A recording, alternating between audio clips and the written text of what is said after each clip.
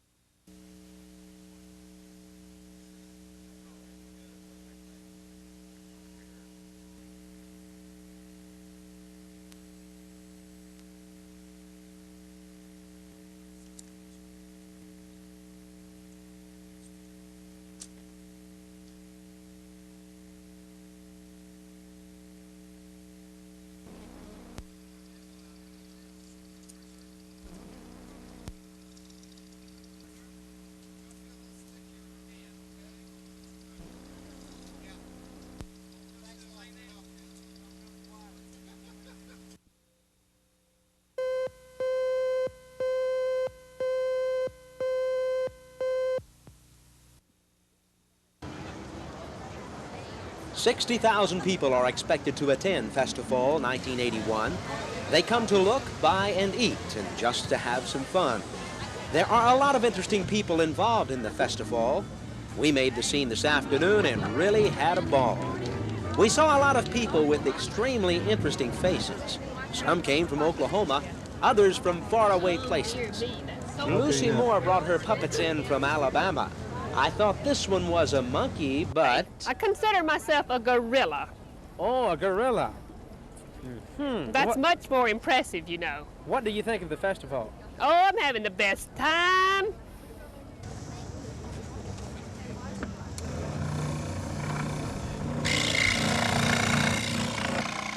Dick Lee from Corpus Christi will carve your name in wood. It may take a little while, but you can bet he'll do it good.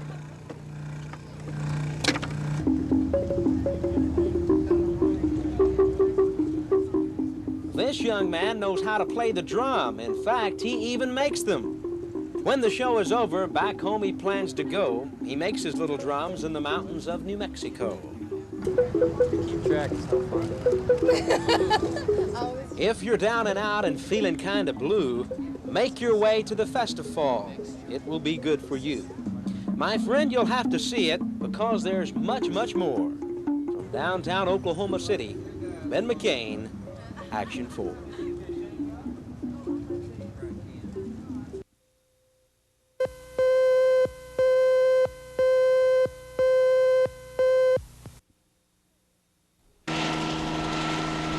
Small private aircraft make up the biggest majority of the nation's air traffic. That was part of the message today at the General Aviation Day at Wiley Post Airport.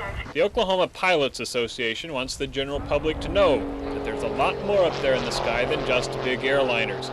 Various aviation organizations took part in the activity, demonstrating more than one way to enjoy the skies and sharing helpful tips on rescue and saving lives. But the biggest point was just letting people see the planes up close. Education by experience. The purpose of our show today is to acquaint them with the general aviation airplanes. So many people see the airliners going across the skies, and airliners, only about 2,400, approximately 2,400 airliners in operation.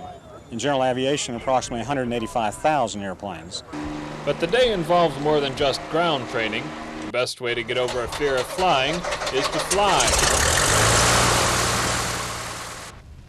And the visitors got their chance to see the world with a new perspective.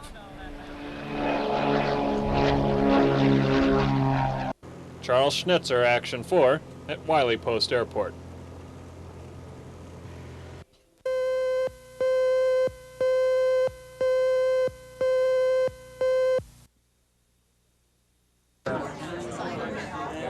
Oklahoma Attorney General Jan Eric Cartwright has frequently been in the public eye this year. His rulings concerning public-financed industries in the state have grabbed a lot of attention. Public trusts, which attract industry to the state, don't like the Attorney General. Some have said his rulings are anti-business, but at least one group is pleased with Cartwright's performance. The Oklahoma chapter of Common Cause today presented the Attorney General with its Good Government Award. He has aggressively sought to collect taxes from those businesses which in the past had not paid their fair share of taxes, really because they had been financed by public trust. We thank you for taking the heat, for the courage to do it. Come on up here. Thank you, Dad.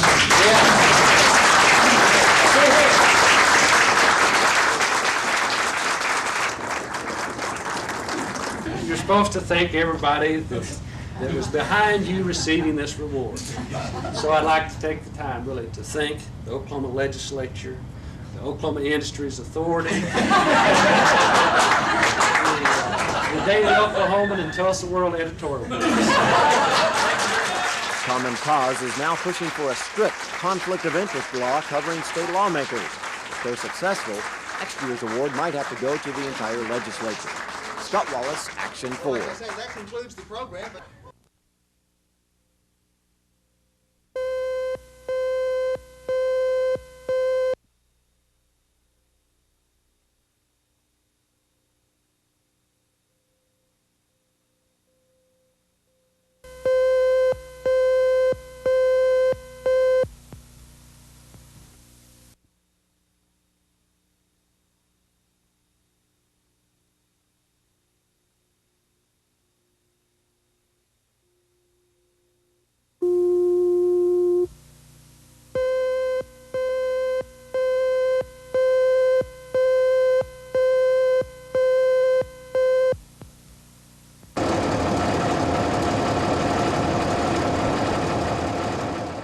In a few days, Henry R. Von Tunglen of El Reno will be 85 years old.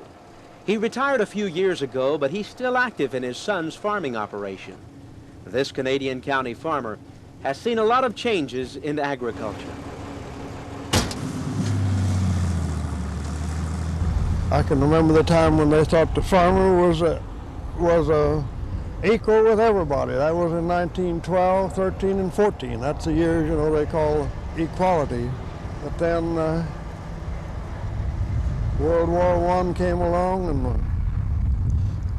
they guaranteed us $3 a bushel for wheat. In place of that, we got 65 cents. So things haven't always been good. When asked about the new 4-year farm bill approved by the Senate, Von Tunglen said most farmers won't like it, but farmers should be willing to make sacrifices like everyone else. His son, Henry Joe Von Tunglen, expressed the same opinion. And I understand a lot of the farmers, and particularly the peanut and dairy farmers, are unhappy with it. And probably the wheat farmers aren't just real enthused about it, but it looks like an approach that we've used before that has helped, you know, in reducing the total amount of grain that we'll produce, and hopefully that'll be helpful to the market. Unlike these two Canadian county farmers, some agriculture leaders have lashed out at the new Senate bill, saying if the same thing happens on the House side, it will affect agriculture for the next century. Ben McCain, Action 4 in Canadian County.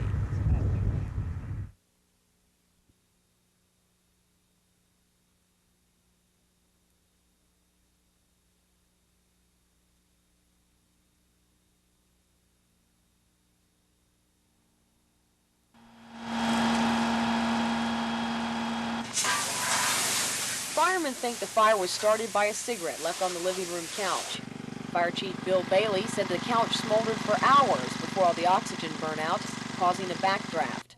He explained to us what that means. See, what a backdraft consists of is when it burns all the oxygen inside of a building or a house, and when it reaches air or oxygen, what it causes an explosion, and this is what we think that happened. That explosion blew the front windows of the house out. A neighbor spotted the flames and called the fire department. When they arrived, the house was completely engulfed in flames. The Nichols home was a total loss.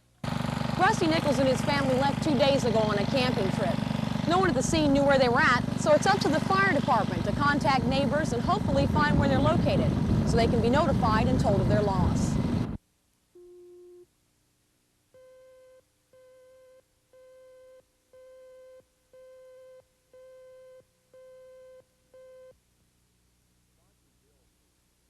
Roger Dale Hayes was convicted of first-degree murder. A jury found him guilty of killing 9-year-old Carrie Kendall, and it was because of one of the jurors that Judge Ray Lee Wall granted Roger Hayes a new trial today.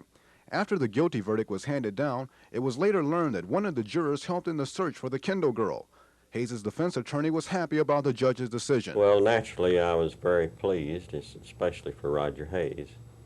Now, at this time, what does this mean as far as your client is concerned, now that you have a new trial? This means that he's right back in the same status as he was prior to having the trial in the first place. My understanding would be this would vacate his judgment and death sentence, and he would still be charged with the crime of murder and awaiting trial. Meanwhile, Roger's sister-in-law, Thelma Hayes, was back in court today to finish her preliminary hearing. Logan County Judge Merle Smith ruled there was enough evidence to try Thelma on perjury charges. The judge decided Thelma gave 2 different stories under oath about what she said Roger's involvement was with the murder. If found guilty of perjury, Thelma could face up to 10 years in state prison. Judge Smith also had to rule on several other motions. Attorney McAnally had asked that all proceedings concerning Thelma's case be stayed because it might interfere with Roger's retrial. Also, the state had requested that Thelma be examined by a psychiatrist. They withdrew that request. The defense also wanted Thelma to be examined, but at the state's expense. The judge denied that request. The next move is Thelma will be formally arraigned this coming Monday at 1:30 in the afternoon. Ed Stewart, Action 4, the Logan County Courthouse.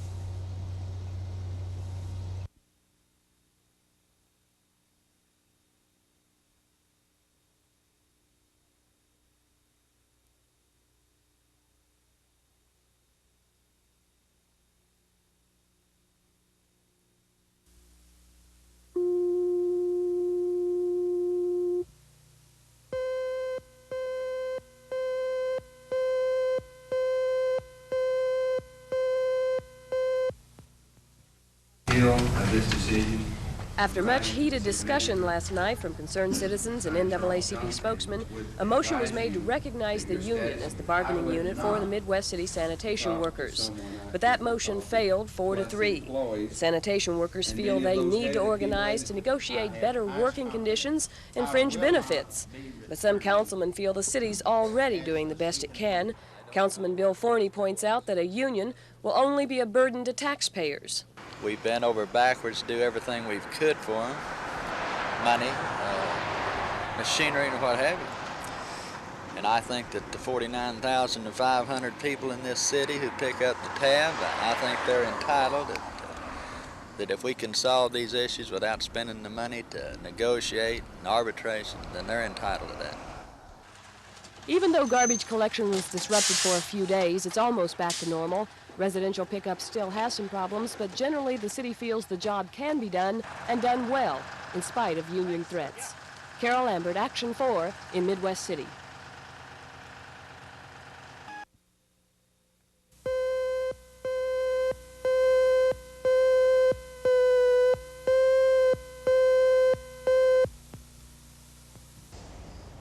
Don Calvin Tyner, David Smith, and James Earl, all of Oklahoma, along with Lucky DeLay of Irving, Texas, have been charged with using threats to extort the breeding rights of the quarter horse Special Effort. One Oklahoma horseman says Special Effort is one great horse. Special Effort is probably considered by the majority of horsemen today to be the greatest racehorse, at least since EasyJet, that we've seen in the breed. He is the first horse that to ever win the Triple Crown considered to be the Kansas Futurity, the Rainbow Futurity, and the All-American Futurity. 2 former employees of Don Tyner's, Vernon Hyde and Michael Blackburn, say the quarter horse broker and his associates tried to force them to return their shares in the $15 million horse. Merle Guile is the attorney representing Tyner and his associates. We feel like this was possibly various motives by these people, these former employees. We feel like they were disgruntled employees, and we're not too sure what their motives were, but we're looking for our day in court and vindication of Mr. Tyner here. As a leader in the horse industry, how do you feel about this controversy surrounding special effort? I'm saddened by it, first of all, and as many nice people as there are in the horse business, especially the people who own special effort. The Urschels are one of the nicest families that I know of anywhere in any business, and all the nice people that there are in it, legitimate, honest businessmen here in Oklahoma City and ranchers and so forth, I'd say we're just sad to hear about it and hate that it had to happen to us. A preliminary hearing will be held October 8th. The entire horse industry will be watching because it involves a nationally known broker and, of course, Triple Crown winner, Special Effort. Ben McCain, Action 4.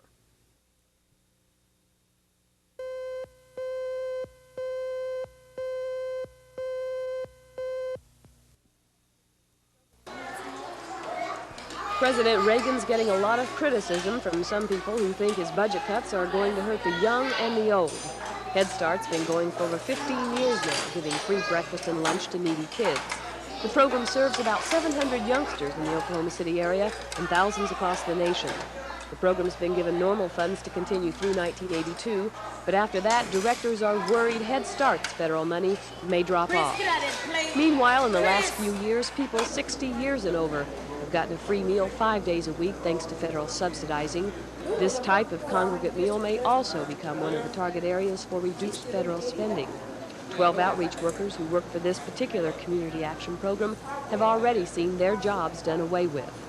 This is only one area senior citizens are concerned about.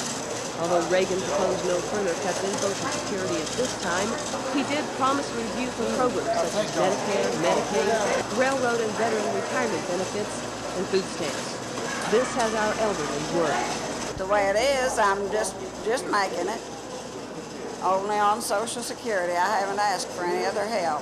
What's the matter with taking away some of these high-priced people he's got up there in Washington? There's only one way I go along with anything of that nature is if it isn't hurting anybody, well, why have it? But if it hurts somebody, why take it away from them? Well, yeah, I'd hate to see Medicare cut because I had a stroke and it paid all of my bills. Reagan hopes to reduce federal spending by $16 billion next year, stresses he will continue to provide adequate benefits for the truly needy.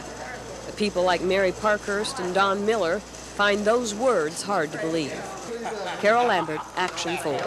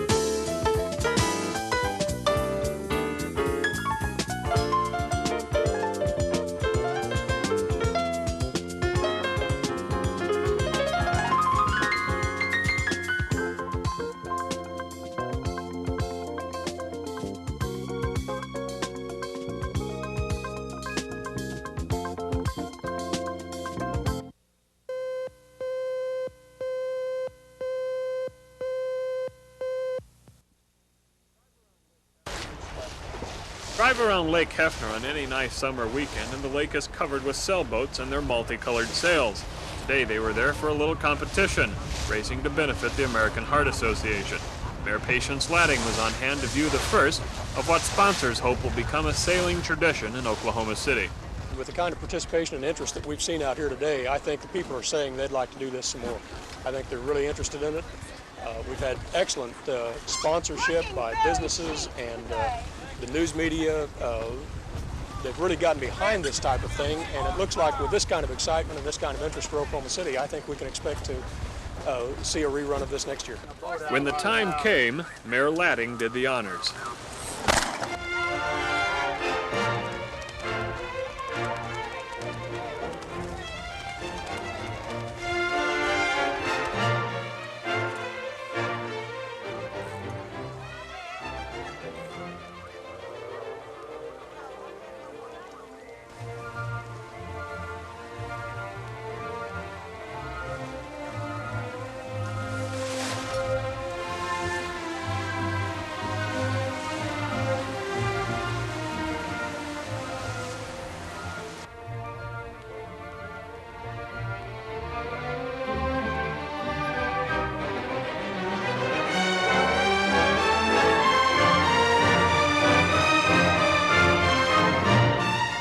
Charles Schnitzer, Action 4 on Lake Hefner.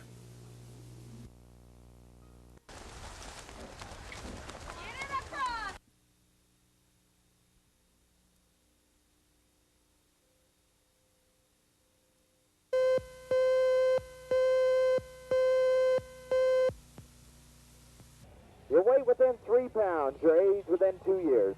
Yeah, guess what month you were born in. Are you ready? Jeff Gould is a guesser, and he knows his game. One time around for me, do a little pirouette there, just like a ballerina. There you go, it's all there. I'm gonna say you're gonna go up there right about, let's try right about 85 pounds. See what I did there? Well, nobody can be right all of the time. 72 pounds, there's not as much there as I thought there was. Gould has been guessing people's weight, age, and birth month for 10 years. He says there's a lot more to it than meets the eye. Look at the eyes and hands and mannerisms of the people, and just from seeing so many people, you get some feeling for how old they are and how much they weigh. I'm going to try this number right here. How old are you? 14? Right on the money, 14. Jeff Gould grew up in the fair. His dad ran a carny near Detroit, and now Jeff's wife guesses right along with him. They've seen a lot of faces. They've made a lot of guesses. Not all of them right, but more than you might expect. Don't feel bad. You didn't lose. I won. One thing for certain, though, this guesser's opinion carries a lot of weight. Mike Boydston, Action 4.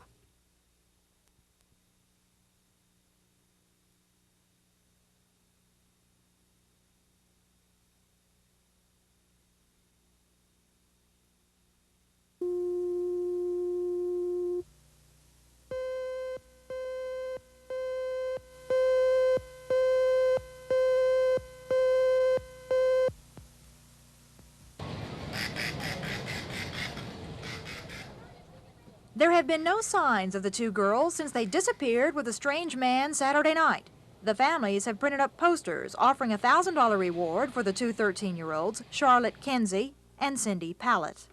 They're both about 5 feet tall and weigh 90 pounds. Police have been aiding in the search, handing out flyers. A lot of our students knows this girl, so they'll probably be aware of her if they do notice her. But the two girls could be anywhere. Okay, we'll see what we can do. We'll let you know. All right, thank you. I believe they're here at the carnival grounds at the Oklahoma State Fair. I believe they're hiding out down there back in them trucks with the carnies, and it'd be hard to recognize them now, but I believe we will find them. About 10 years ago, the same sort of thing happened. Two girls were reported missing, and they were found at this trailer park where the carnival workers stay. And today there are young girls who live at the park, those who have managed to find work. In fact, the two missing girls were looking for work, and they had phoned their parents Saturday night and told them that they had found a job at the fair. It's something that happens all the time. Oh yeah, we get kids all the time coming here, looking for a job, but we won't hire them unless they're 18 years old. If they're underage, we tell them to go home, come back next year when they're old enough, and then we'll hire them. But they have to be at least 18 or we don't hire them. But if the girls are still here at the fair, will they be found, and how? With thousands of people flowing in and out and hundreds of teenage girls blending into the crowd, how do you spot two faces? Their families are praying someone will. Bella Shaw, Action 4 at the State Fairgrounds.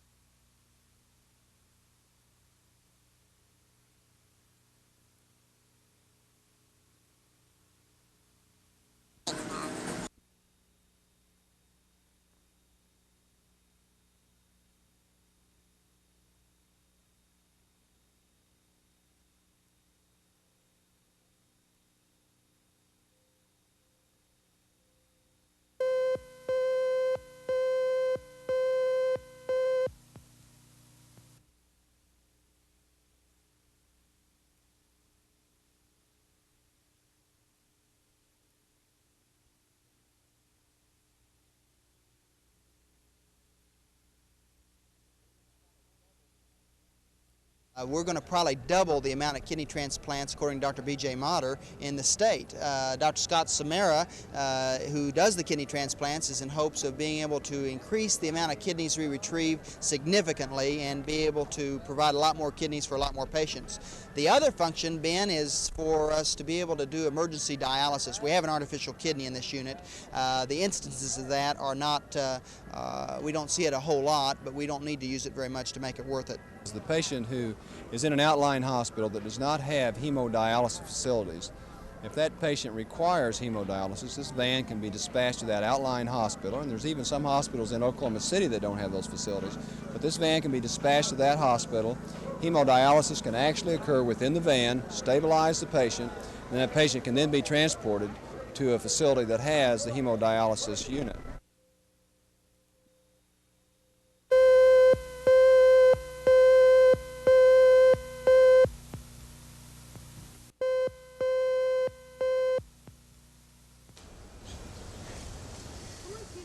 Marie Bridgman is the cat lady. Nearly 200 cats and kittens roam her backyard, garage, and every room in her house. They're her family. She turned her home into a non-profit shelter for wayward felines. She says it's a humane thing to do, but someone else doesn't think so. Since July, someone has poisoned nearly 150 of Marie Bridgman's cats. She doesn't know who or why. Well, I really feel hurt because I don't feel that the cats deserve it. If there's some reason that somebody is trying to hurt me, I think they should find some other method other than hurting innocent cats. Marie doesn't know how to stop the poisoning. She's never seen anyone near her cats, but she'll be watching. Losing a cat is like a death in the family, and Marie Bridgman can't take many more. Sue Lauer, Action 4.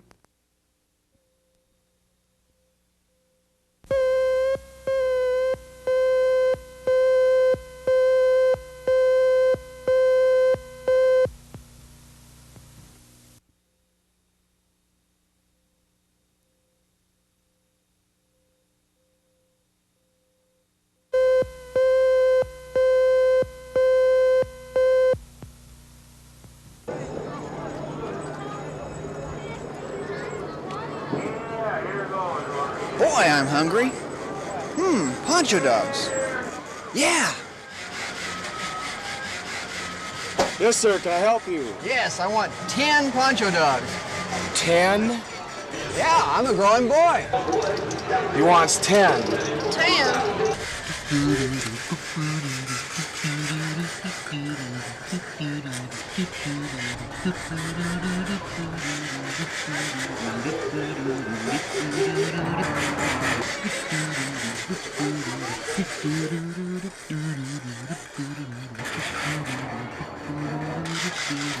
you go, sir. There's 10 of them. Thank you and have a very nice day. Thanks a lot.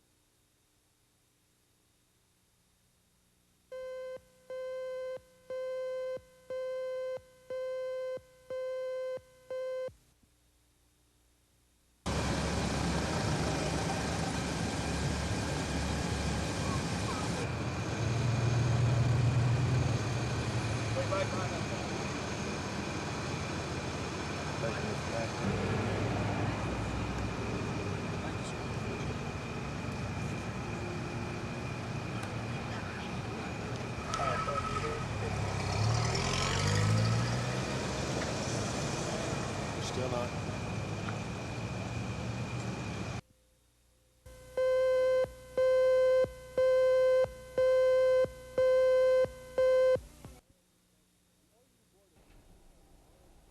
The OU Board of Regents have embroiled themselves in controversy for the past couple of months. They decided to build their new energy research center on a site that would require the destruction of several blocks of homes.